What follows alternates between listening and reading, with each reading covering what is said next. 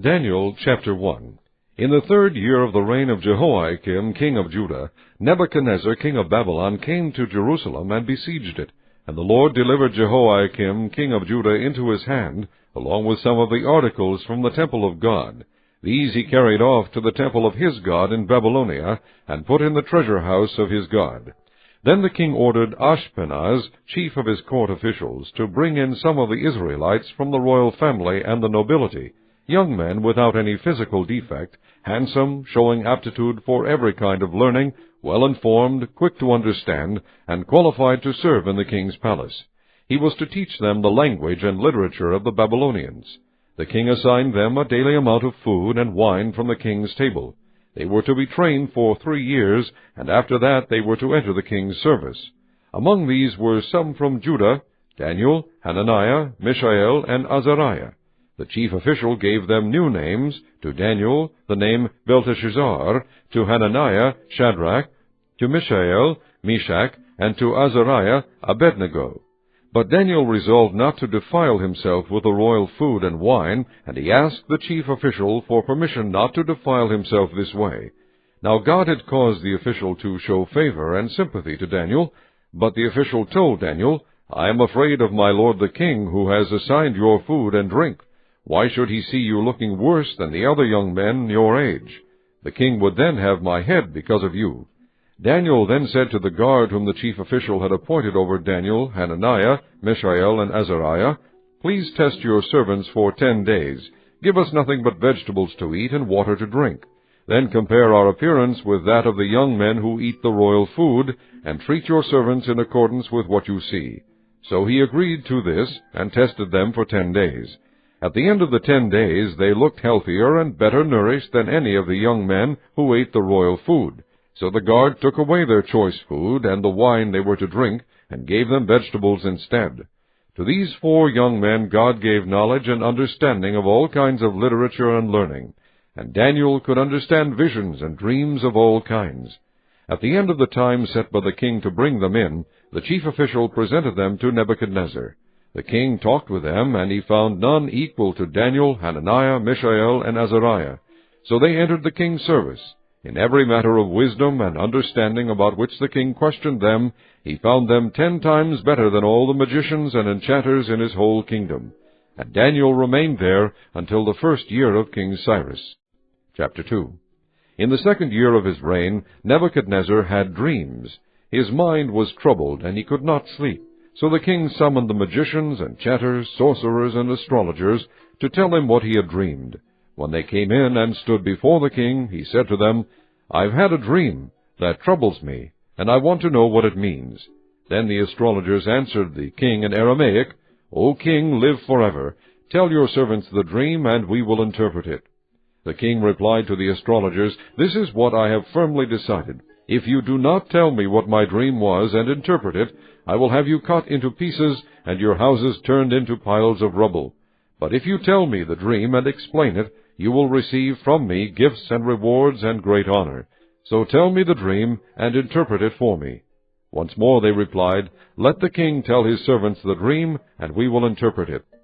Then the king answered, "I am certain that you are trying to gain time, because you realize that this is what I have firmly decided. If you do not tell me the dream, there is just one penalty for you. You have conspired to tell me misleading and wicked things, hoping the situation will change. So then, tell me the dream, and I will know that you can interpret it for me." The astrologers answered the king, "There is not a man on earth who can do what the king asks. No king, however great and mighty, has ever asked such a thing of any magician or enchanter or astrologer. What the king asks is too difficult. No one can reveal it to the king except the gods, and they do not live among men." This made the king so angry and furious that he ordered the execution of all the wise men of Babylon. So the decree was issued to put the wise men to death, and men were sent to look for Daniel and his friends to put them to death. When Arioch, the commander of the king's guard, had gone out to put to death the wise men of Babylon, Daniel spoke to him with wisdom and tact. He asked the king's officer, "Why did the king issue such a harsh decree?" Arioch then explained the matter to Daniel. At this, Daniel went in to the king and asked for time, so that he might interpret the dream for him. Then Daniel returned to his house, and explained the matter to his friends Hananiah, Mishael, and Azariah. He urged them to plead for mercy from the God of heaven concerning this mystery, so that he and his friends might not be executed with the rest of the wise men of Babylon. During the night the mystery was revealed to Daniel in a vision. Then Daniel praised the God of heaven and said, Praise be to the name of God forever and ever. Wisdom and power are his. He changes times and seasons. He sets up kings and deposes them. He gives wisdom to the wise and knowledge to the discerning. He reveals deep and hidden things. He knows what lies in darkness, and light dwells with him. I thank and praise you, O God of my fathers. You have given me wisdom and power. You have made known to me what we asked of you. You have made known to us the dream of the king. Then Daniel went to Arioch, whom the king had appointed to execute the wise men of Babylon, and said to him, Do not execute the wise men of Babylon. Take me to the king, and I will interpret his dream for him. Arioch took Daniel to the king at once, and said, I have found a man among the exiles from Judah who can tell the king what his dream means. The king asked Daniel, also called Belteshazzar, Are you able to tell me what I saw in my dream and interpret it? Daniel replied, No wise man, enchanter, magician, or diviner can explain to the king the mystery he has asked about. But there is a God in heaven who reveals mysteries. He has shown King Nebuchadnezzar what will happen in days to come. Your dream and the visions that passed through your mind as you lay on your bed are these. As you were lying there, O king, your mind turned to things to come, and the revealer of mysteries showed you what is going to happen.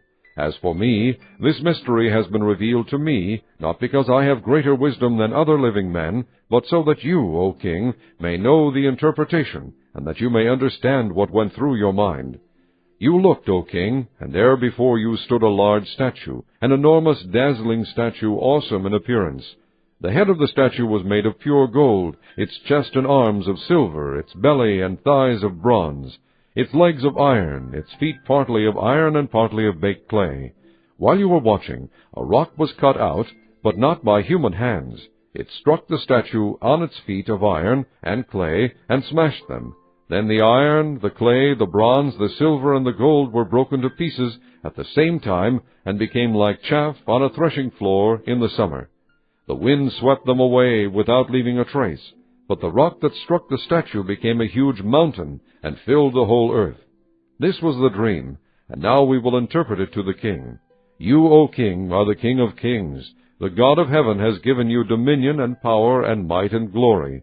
In your hands he has placed mankind, and the beasts of the field and the birds of the air. Wherever they live, he has made you ruler over them. You are that head of gold. After you, another kingdom will rise, inferior to yours. Next, a third kingdom, one of bronze, will rule over the whole earth. Finally, there will be a fourth kingdom, strong as iron, for iron breaks and smashes everything.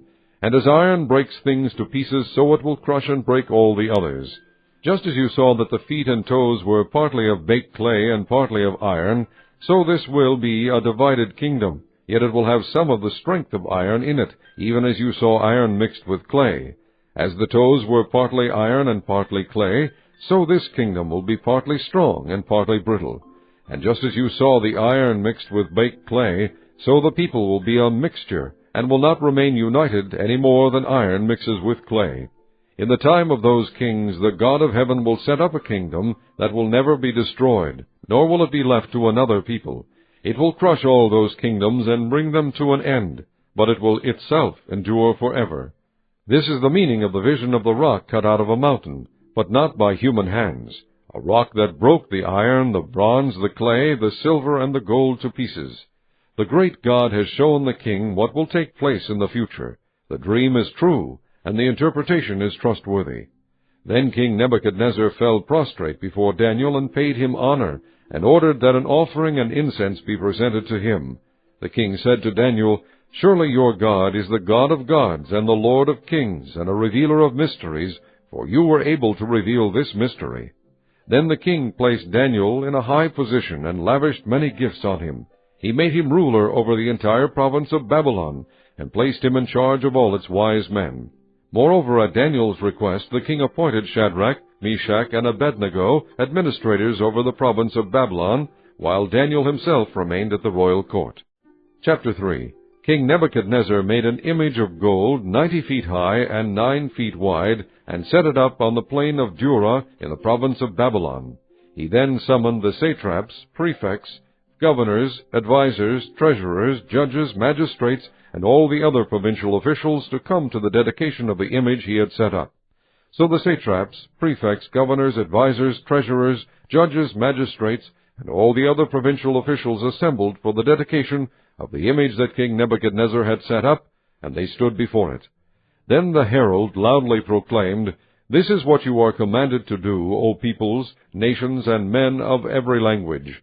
As soon as you hear the sound of the horn, flute, zither, lyre, harp, pipes, and all kinds of music, you must fall down and worship the image of gold that King Nebuchadnezzar has set up.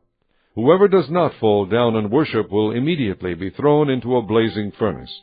Therefore, as soon as they heard the sound of the horn, flute, zither, lyre, harp, and all kinds of music, all the peoples, nations, and men of every language fell down and worshipped the image of gold that King Nebuchadnezzar had set up. At this time some astrologers came forward and denounced the Jews. They said to King Nebuchadnezzar, "O king, live forever. You have issued a decree, O king, that everyone who hears the sound of the horn, flute, zither, lyre, harp, pipes, and all kinds of music must fall down and worship the image of gold, and that whoever does not fall down and worship will be thrown into a blazing furnace. But there are some Jews whom you have set over the affairs of the province of Babylon, Shadrach, Meshach, and Abednego, who pay no attention to you, O king. They neither serve your gods nor worship the image of gold you have set up." Furious with rage, Nebuchadnezzar summoned Shadrach, Meshach, and Abednego. So these men were brought before the king, and Nebuchadnezzar said to them, "Is it true, Shadrach, Meshach, and Abednego, that you do not serve my gods or worship the image of gold I have set up? Now when you hear the sound of the horn, flute, zither, lyre, harp, pipes, and all kinds of music, if you are ready to fall down and worship the image I made, very good.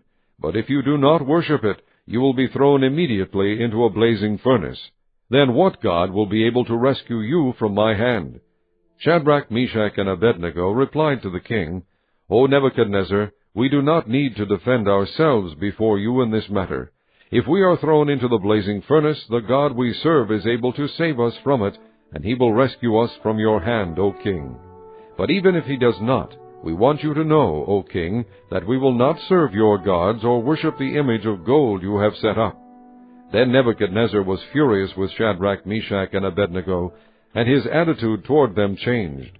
He ordered the furnace heated 7 times hotter than usual, and commanded some of the strongest soldiers in his army to tie up Shadrach, Meshach, and Abednego, and throw them into the blazing furnace. So these men, wearing their robes, trousers, turbans, and other clothes, were bound and thrown into the blazing furnace.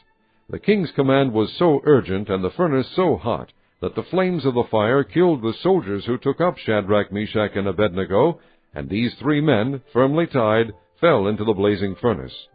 Then King Nebuchadnezzar leaped to his feet in amazement and asked his advisers, "Weren't there 3 men that we tied up and threw into the fire?"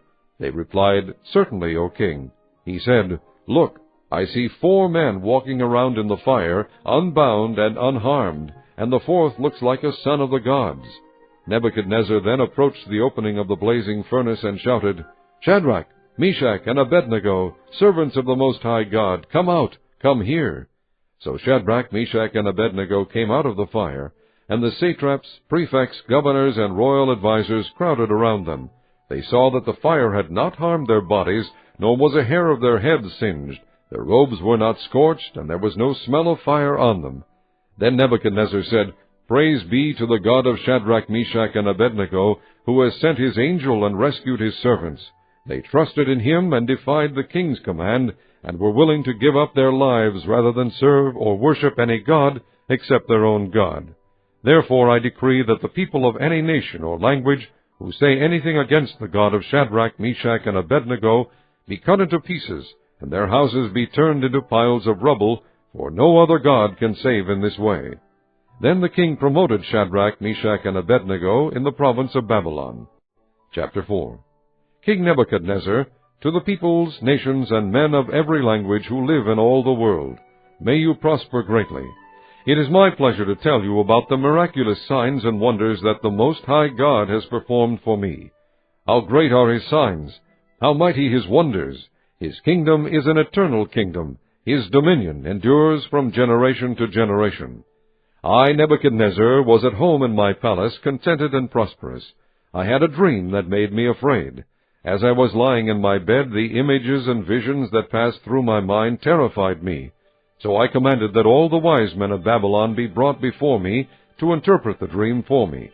When the magicians, enchanters, astrologers, and diviners came, I told them the dream, but they could not interpret it for me. Finally Daniel came into my presence, and I told him the dream. He is called Belteshazzar, after the name of my God, and the spirit of the holy gods is in him. I said, Belteshazzar, chief of the magicians, I know that the spirit of the holy gods is in you, and no mystery is too difficult for you. Here is my dream. Interpret it for me. These are the visions I saw while lying in my bed. I looked, and there before me stood a tree in the middle of the land. Its height was enormous. The tree grew large and strong, and its top touched the sky. It was visible to the ends of the earth. Its leaves were beautiful, its fruit abundant, and on it was food for all. Under it the beasts of the field found shelter, and the birds of the air lived in its branches. From it every creature was fed. In the visions I saw while lying in my bed, I looked, and there before me was a messenger, a holy one, coming down from heaven. He called in a loud voice, Cut down the tree and trim off its branches. Strip off its leaves and scatter its fruit. Let the animals flee from under it, and the birds from its branches. But let the stump and its roots, bound with iron and bronze, remain in the ground, in the grass of the field. Let him be drenched with the dew of heaven, and let him live with the animals among the plants of the earth. Let his mind be changed from that of a man, and let him be given the mind of an animal, till 7 times pass by for him. The decision is announced by messengers, the holy ones declare the verdict, so that the living may know that the Most High is sovereign over the kingdoms of men, and gives them to anyone he wishes, and sets over them the lowliest of men. This is the dream that I, King Nebuchadnezzar, had. Now, Belteshazzar, tell me what it means, for none of the wise men in my kingdom can interpret it for me, but you can, because the spirit of the holy gods is in you. Then Daniel, also called Belteshazzar, was greatly perplexed for a time, and his thoughts terrified him. So the king said, Belteshazzar, do not let the dream or its meaning alarm you. Belteshazzar answered, My lord, if only the dream applied to your enemies and its meaning to your adversaries. The tree you saw, which grew large and strong, with its top touching the sky, visible to the whole earth, with beautiful leaves and abundant fruit, providing food for all, giving shelter to the beasts of the field, and having nesting places in its branches for the birds of the air, you, O king, are that tree. You have become great and strong. Your greatness has grown until it reaches the sky, and your dominion extends to distant parts of the earth. You, O king, saw a messenger, a holy one, coming down from heaven and saying, Cut down the tree and destroy it, but leave the stump, bound with iron and bronze, in the grass of the field, while its roots remain in the ground. Let him be drenched with the dew of heaven. Let him live like the wild animals until 7 times pass by for him. This is the interpretation, O king, and this is the decree the Most High has issued against my lord the king. You will be driven away from people, and will live with the wild animals. You will eat grass like cattle, and be drenched with the dew of heaven. 7 times will pass by for you until you acknowledge that the Most High is sovereign over the kingdoms of men, and gives them to anyone he wishes.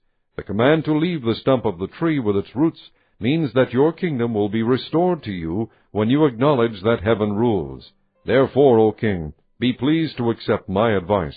Renounce your sins by doing what is right, and your wickedness by being kind to the oppressed. It may be that then your prosperity will continue. All this happened to King Nebuchadnezzar. 12 months later, as the king was walking on the roof of the royal palace of Babylon, he said, Is not this the great Babylon I have built as the royal residence, by my mighty power and for the glory of my majesty? The words were still on his lips when a voice came from heaven. This is what is decreed for you, King Nebuchadnezzar. Your royal authority has been taken from you. You will be driven away from people and will live with the wild animals. You will eat grass like cattle. 7 times will pass by for you until you acknowledge that the Most High is sovereign over the kingdoms of men and gives them to anyone he wishes." Immediately what had been said about Nebuchadnezzar was fulfilled. He was driven away from people and ate grass like cattle. His body was drenched with the dew of heaven until his hair grew like the feathers of an eagle and his nails like the claws of a bird. At the end of that time, I, Nebuchadnezzar, raised my eyes toward heaven, and my sanity was restored. Then I praised the Most High. I honored and glorified him who lives forever. His dominion is an eternal dominion. His kingdom endures from generation to generation. All the peoples of the earth are regarded as nothing. He does as he pleases with the powers of heaven and the peoples of the earth. No one can hold back his hand or say to him, "What have you done?" At the same time that my sanity was restored, my honor and splendor were returned to me for the glory of my kingdom. My advisers and nobles sought me out, and I was restored to my throne and became even greater than before. Now I, Nebuchadnezzar, praise and exalt and glorify the King of heaven, because everything he does is right, and all his ways are just, and those who walk in pride he is able to humble. Chapter 5. King Belshazzar gave a great banquet for 1,000 of his nobles, and drank wine with them. While Belshazzar was drinking his wine, he gave orders to bring in the gold and silver goblets that Nebuchadnezzar his father had taken from the temple in Jerusalem, so that the king and his nobles, his wives, and his concubines might drink from them. So they brought in the gold goblets that had been taken from the temple of God in Jerusalem, and the king and his nobles, his wives, and his concubines drank from them. As they drank the wine, they praised the gods of gold and silver, of bronze, iron, wood, and stone. Suddenly the fingers of a human hand appeared, and wrote on the plaster of the wall near the lampstand in the royal palace. The king watched the hand as it wrote. His face turned pale, and he was so frightened that his knees knocked together and his legs gave way. The king called out for the enchanters, astrologers, and diviners to be brought, and said to these wise men of Babylon, "Whoever reads this writing and tells me what it means will be clothed in purple, and have a gold chain placed around his neck, and he will be made the 3rd highest ruler in the kingdom." Then all the king's wise men came in, but they could not read the writing or tell the king what it meant. So King Belshazzar became even more terrified, and his face grew more pale. His nobles were baffled. The queen, hearing the voices of the king and his nobles, came into the banquet hall. "O king, live forever," she said. "Don't be alarmed. Don't look so pale. There is a man in your kingdom who has the spirit of the holy gods in him. In the time of your father he was found to have insight and intelligence and wisdom like that of the gods. King Nebuchadnezzar, your father the king, I say, appointed him chief of the magicians, enchanters, astrologers, and diviners. This man, Daniel, whom the king called Belteshazzar, was found to have a keen mind and knowledge and understanding, and also the ability to interpret dreams, explain riddles, and solve difficult problems. Call for Daniel, and he will tell you what the writing means." So Daniel was brought before the king, and the king said to him, "Are you Daniel, one of the exiles my father the king brought from Judah? I have heard that the spirit of the gods is in you, and that you have insight, intelligence, and outstanding wisdom. The wise men and enchanters were brought before me to read this writing and tell me what it means, but they could not explain it. Now I have heard that you are able to give interpretations and to solve difficult problems. If you can read this writing and tell me what it means, you will be clothed in purple and have a gold chain placed around your neck, and you will be made the 3rd highest ruler in the kingdom." Then Daniel answered the king, "You may keep your gifts for yourself and give your rewards to someone else. Nevertheless, I will read the writing for the king and tell him what it means. O king, the Most High God gave your father Nebuchadnezzar sovereignty and greatness and glory and splendor. Because of the high position he gave him, all the peoples and nations and men of every language dreaded and feared him. Those the king wanted to put to death, he put to death. Those he wanted to spare, he spared. Those he wanted to promote, he promoted. And those he wanted to humble, he humbled. But when his heart became arrogant and hardened with pride, he was deposed from his royal throne and stripped of his glory. He was driven away from people and given the mind of an animal. He lived with the wild donkeys and ate grass like cattle, and his body was drenched with the dew of heaven, until he acknowledged that the Most High God is sovereign over the kingdoms of men, and sets over them anyone he wishes. But you, his son, O Belshazzar, have not humbled yourself, though you knew all this. Instead you have set yourself up against the Lord of heaven. You had the goblets from his temple brought to you, and you and your nobles, your wives, and your concubines drank wine from them. You praised the gods of silver and gold, of bronze, iron, wood, and stone, which cannot see or hear or understand. But you did not honor the God who holds in his hand your life and all your ways. Therefore he sent the hand that wrote the inscription. This is the inscription that was written, Mene, Mene, Tekel, Parsin. This is what these words mean. Mene, God has numbered the days of your reign and brought it to an end. Tekel, you have been weighed on the scales and found wanting. Peres, your kingdom is divided and given to the Medes and Persians. Then at Belshazzar's command Daniel was clothed in purple, a gold chain was placed around his neck, and he was proclaimed the third highest ruler in the kingdom. That very night Belshazzar, king of the Babylonians, was slain, and Darius the Mede took over the kingdom at the age of 62. Chapter 6. It pleased Darius to appoint 120 satraps to rule throughout the kingdom, with 3 administrators over them, one of whom was Daniel.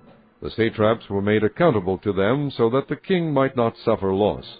Now Daniel so distinguished himself among the administrators and the satraps by his exceptional qualities that the king planned to set him over the whole kingdom. At this the administrators and the satraps tried to find grounds for charges against Daniel in his conduct of government affairs, but they were unable to do so. They could find no corruption in him, because he was trustworthy and neither corrupt nor negligent.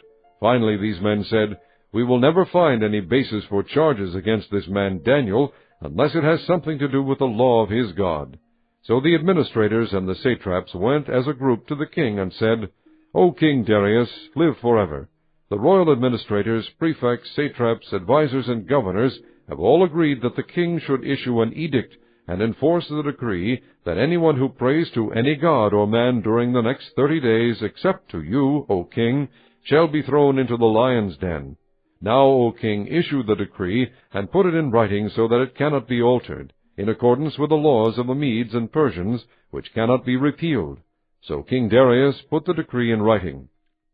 Now when Daniel learned that the decree had been published, he went home to his upstairs room where the windows opened toward Jerusalem.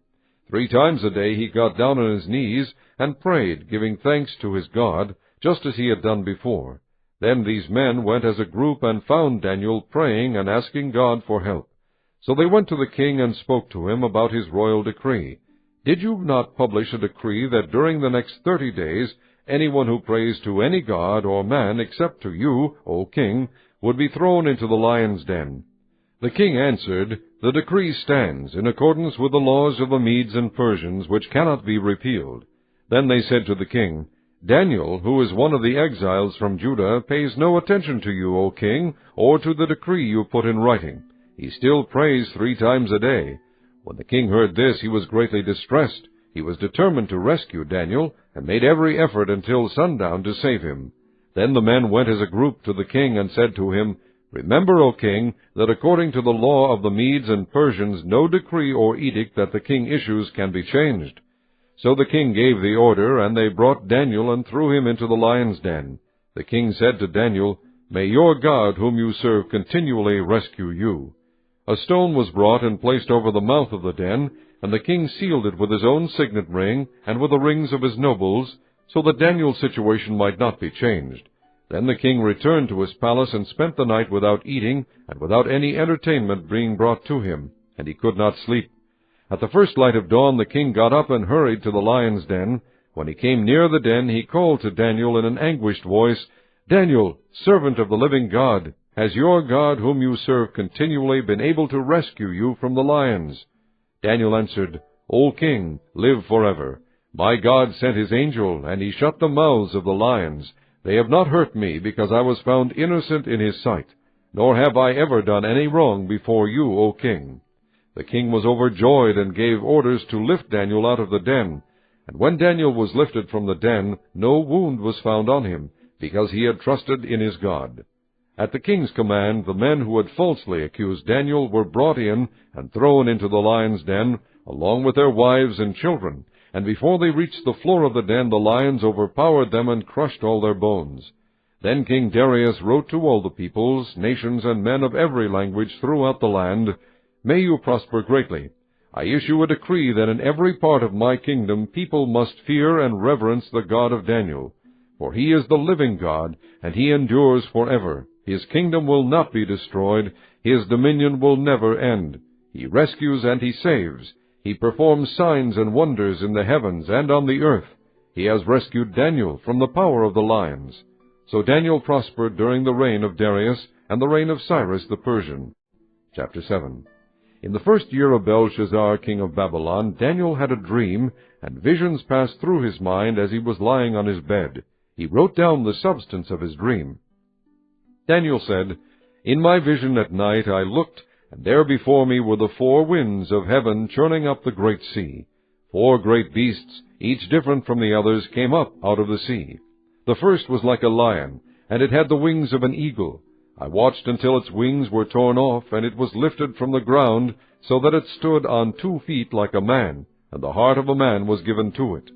And there before me was a second beast, which looked like a bear. It was raised up on one of its sides, and it had 3 ribs in its mouth between its teeth.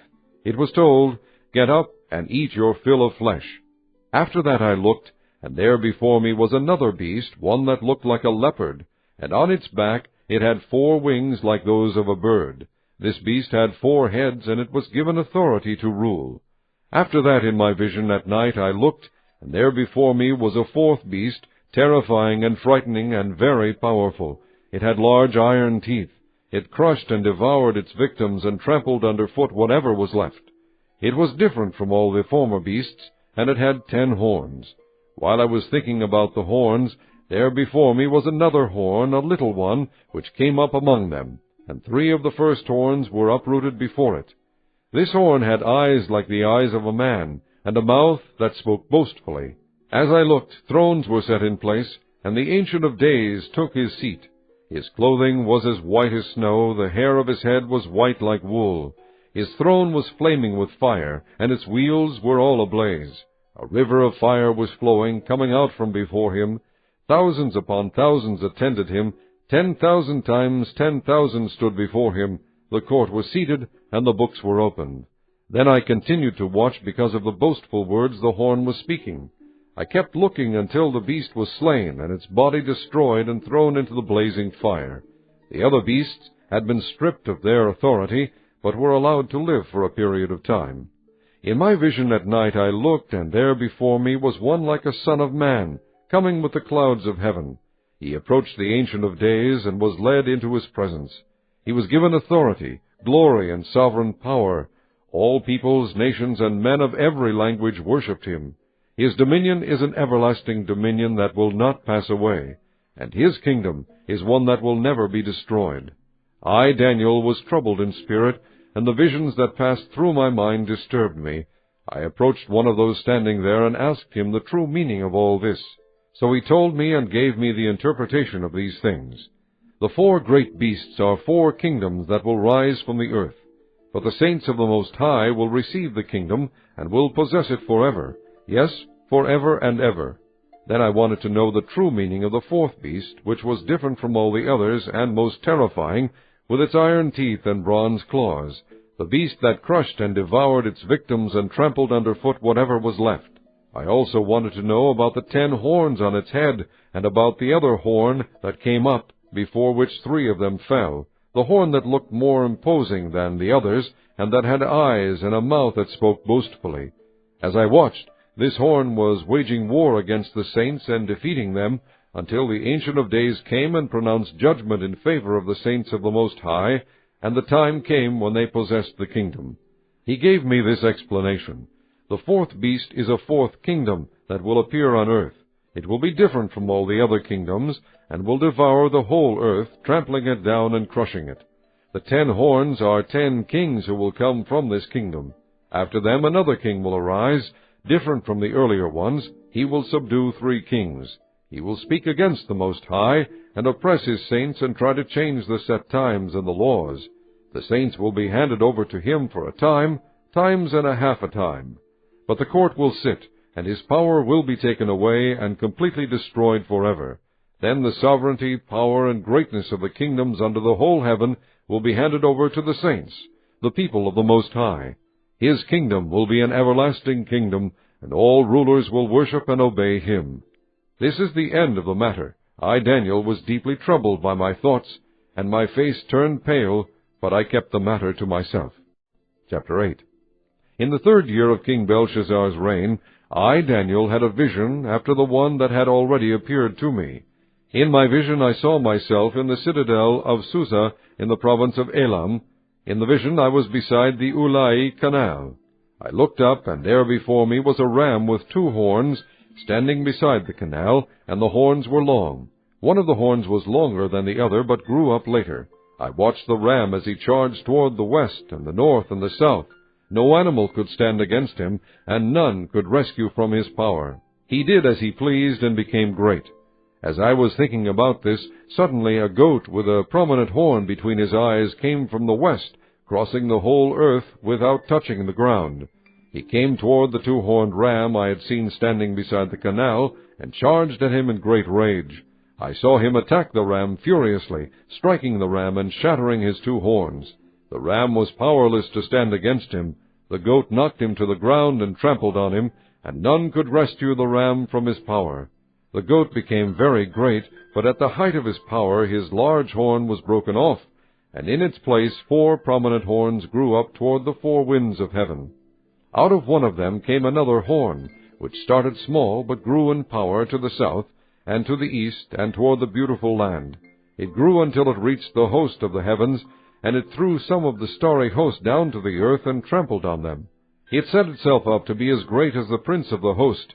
It took away the daily sacrifice from him, and the place of his sanctuary was brought low.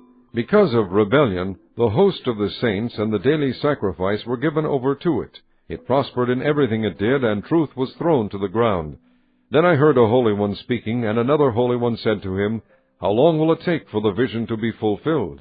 The vision concerning the daily sacrifice, the rebellion that causes desolation, and the surrender of the sanctuary, and of the host that will be trampled under foot. He said to me, It will take 2,300 evenings and mornings. Then the sanctuary will be reconsecrated.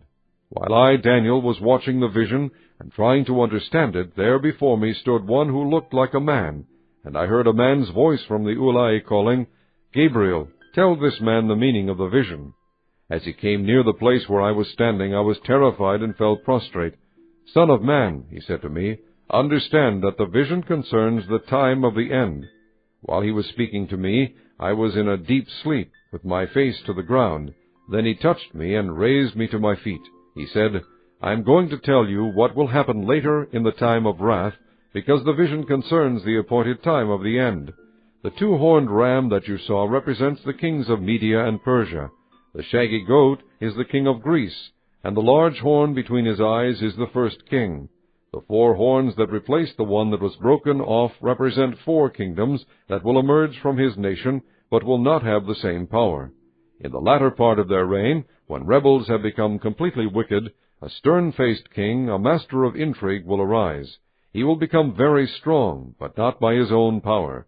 He will cause astounding devastation, and will succeed in whatever he does. He will destroy the mighty men and the holy people. He will cause deceit to prosper, and he will consider himself superior. When they feel secure, he will destroy many, and take his stand against the Prince of Princes. Yet he will be destroyed, but not by human power. The vision of the evenings and mornings that has been given you is true, but seal up the vision, for it concerns the distant future. I, Daniel, was exhausted and lay ill for several days. Then I got up and went about the king's business. I was appalled by the vision. It was beyond understanding. Chapter 9. In the 1st year of Darius, son of Xerxes, a Mede by descent, who was made ruler over the Babylonian kingdom, in the 1st year of his reign, I, Daniel, understood from the Scriptures, according to the word of the Lord given to Jeremiah the prophet, that the desolation of Jerusalem would last 70 years. So I turned to the Lord God and pleaded with him in prayer and petition, in fasting and in sackcloth and ashes. I prayed to the Lord my God and confessed, O Lord, the great and awesome God, who keeps his covenant of love with all who love him and obey his commands, We have sinned and done wrong. We have been wicked and have rebelled. We have turned away from your commands and laws. We have not listened to your servants the prophets, who spoke in your name to our kings, our princes, and our fathers, and to all the people of the land. Lord, you are righteous, but this day we are covered with shame, the men of Judah and people of Jerusalem and all Israel, both near and far, in all the countries where you have scattered us because of our unfaithfulness to you. O Lord, we and our kings, our princes, and our fathers are covered with shame, because we have sinned against you. The Lord our God is merciful and forgiving, even though we have rebelled against him. We have not obeyed the Lord our God, or kept the laws he gave us through his servants the prophets. All Israel has transgressed your law, and turned away, refusing to obey. Therefore the curses and sworn judgments written in the law of Moses, the servant of God, have been poured out on us, because we have sinned against you. You have fulfilled the word spoken against us and against our rulers by bringing upon us great disaster. Under the whole heaven nothing has ever been done like what has been done to Jerusalem. Just as it is written in the law of Moses, all this disaster has come upon us, yet we have not sought the favor of the Lord our God by turning from our sins and giving attention to your truth. The Lord did not hesitate to bring the disaster upon us, for the Lord our God is righteous in everything he does, yet we have not obeyed him. Now, O Lord our God, who brought your people out of Egypt with a mighty hand, and who made for yourself a name that endures to this day, we have sinned, we have done wrong. O Lord, in keeping with all your righteous acts, turn away your anger and your wrath from Jerusalem, your city, your holy hill. Our sins and the iniquities of our fathers have made Jerusalem and your people an object of scorn to all those around us.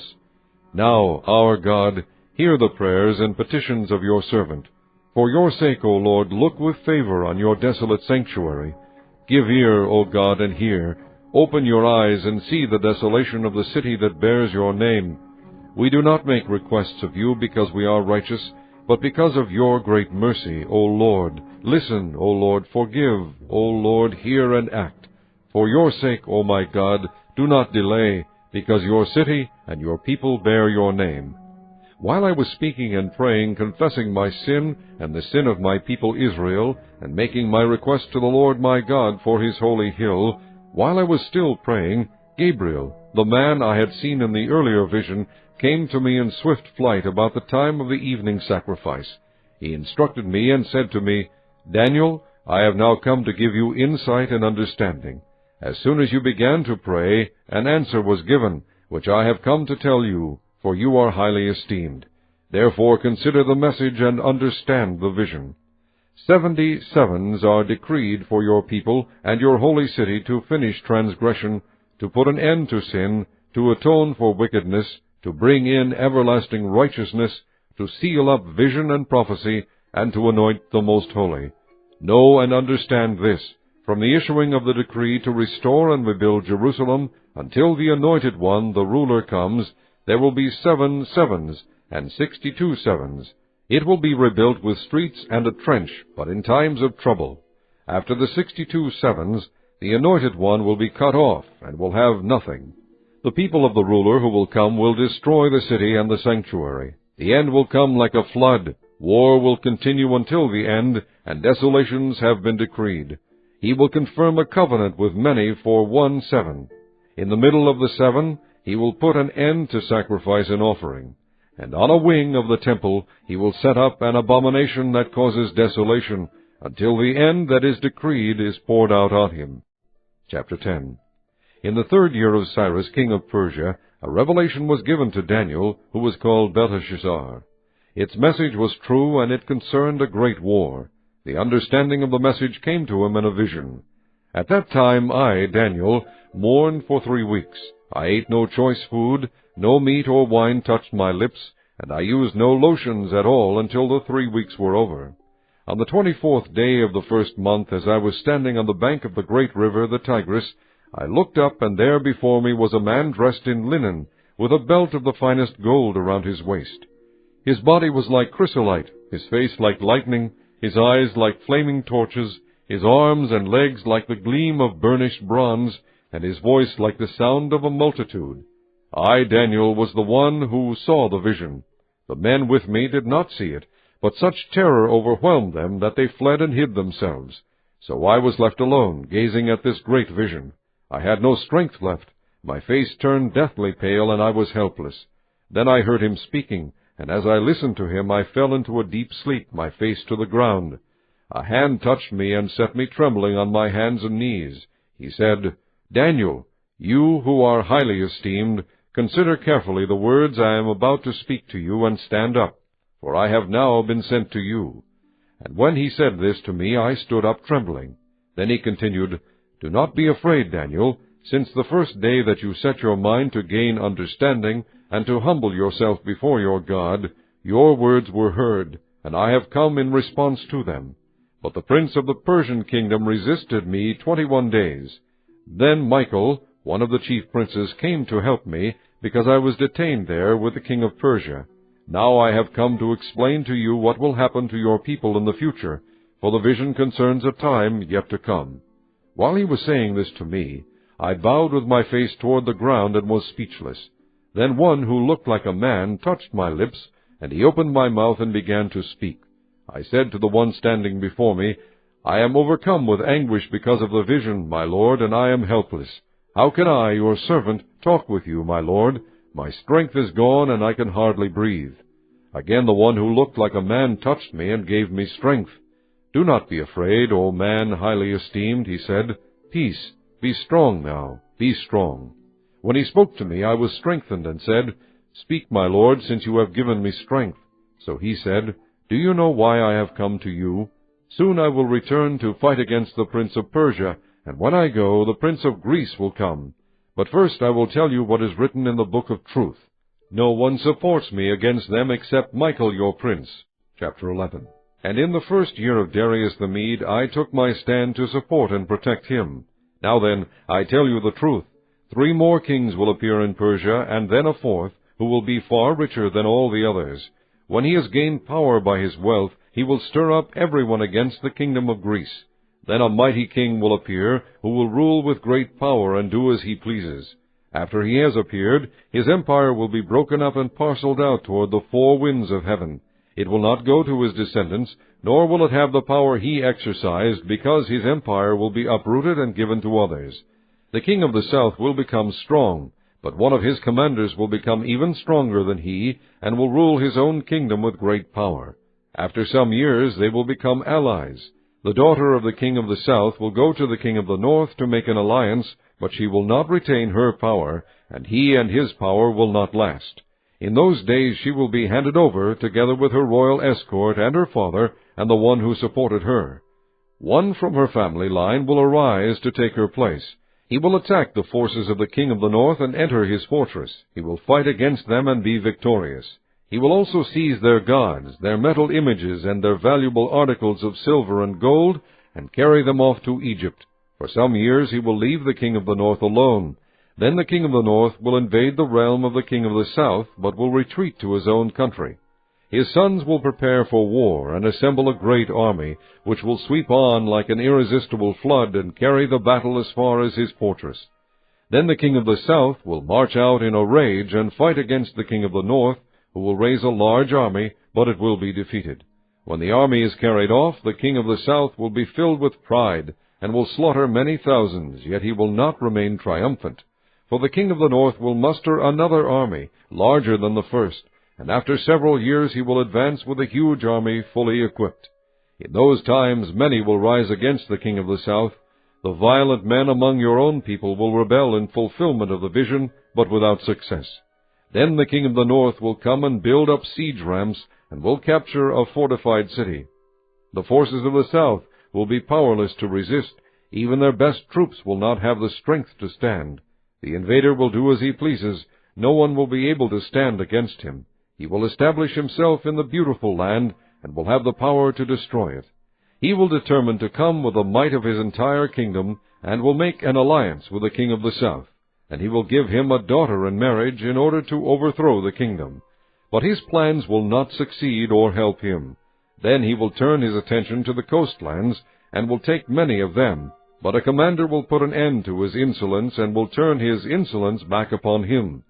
After this he will turn back toward the fortresses of his own country, but will stumble and fall to be seen no more. His successor will send out a tax collector to maintain the royal splendor. In a few years, however, he will be destroyed, yet not in anger or in battle.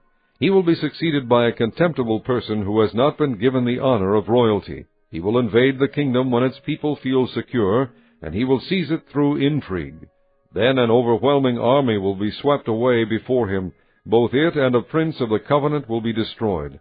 After coming to an agreement with him, he will act deceitfully, and with only a few people he will rise to power. When the richest provinces feel secure, he will invade them and will achieve what neither his fathers nor his forefathers did. He will distribute plunder, loot, and wealth among his followers. He will plot the overthrow of fortresses, but only for a time. With a large army he will stir up his strength and courage against the king of the south. The king of the south will wage war with a large and very powerful army, but he will not be able to stand because of the plots devised against him. Those who eat from the king's provisions will try to destroy him. His army will be swept away, and many will fall in battle. The two kings, with their hearts bent on evil, will sit at the same table and lie to each other, but to no avail, because an end will still come at the appointed time. The king of the north will return to his own country with great wealth, but his heart will be set against the holy covenant. He will take action against it, and then return to his own country. At the appointed time he will invade the south again, but this time the outcome will be different from what it was before. Ships of the western coastlands will oppose him, and he will lose heart. Then he will turn back and vent his fury against the holy covenant.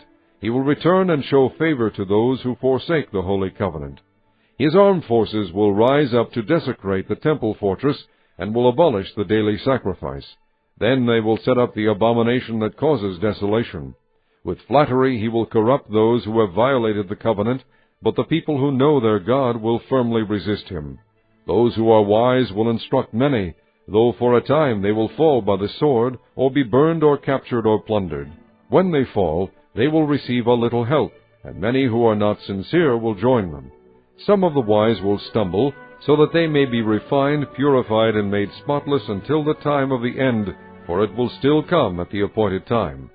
The king will do as he pleases. He will exalt and magnify himself above every god, and will say unheard-of things against the God of gods. He will be successful until the time of wrath is completed, for what has been determined must take place. He will show no regard for the gods of his fathers, or for the one desired by women, nor will he regard any god, but will exalt himself above them all.